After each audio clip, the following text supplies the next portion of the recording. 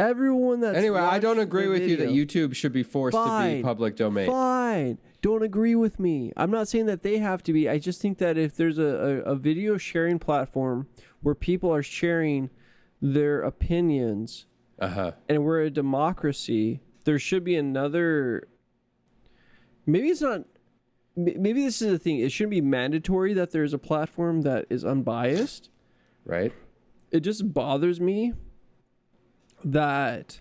I mean, in a sense, if there is a you bias, can still go out to the park and say, you like sure, at the park, you can't silence people. But you literally can also say though that if YouTube has the viewership, that still isn't the entire country at all.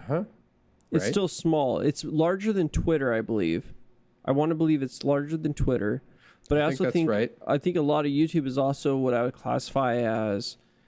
I mean, there's some cool things on there, man. Like I've learned like how to do house stuff on there. Super rad, rad. You know, it's great. It's increased my skill set. But there's also a lot of junky nonsense there as well. So I'm not saying that's where we should like gather all of our information from. It just concerns me that if they have an agenda, I think that should be very apparent. So you said something. Go ahead. You said something on a podcast we were a guest on, the Reckless Muse podcast, when we went to Joe Garza's house. Yeah, that was fun. It was fun.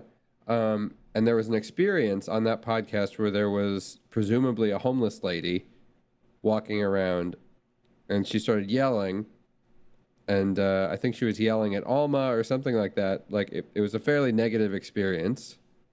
And there was a conversation about how, like, the government should have a responsibility to help people like that. And you said something like, the biggest responsibility to help people like that is on us. Yeah. Yes.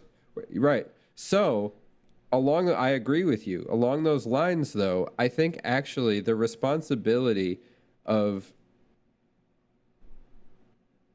holding ourselves accountable to not just believing everything that we hear on social media is on us. There's no way that a government or a public domain system can create such an open democratic platform where there isn't information that's sort of unfairly amplified or unfairly whatever. Because even if you go to the park, if somebody is more eloquent than somebody else, they're just going to get all the listens, whether they're right or not.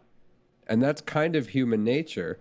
And so it's on us and our community to help each other be responsible with how we take in information and help each other learn. This is the thing, is once we start outsourcing this, we say somebody needs to do something about this, we've lost already.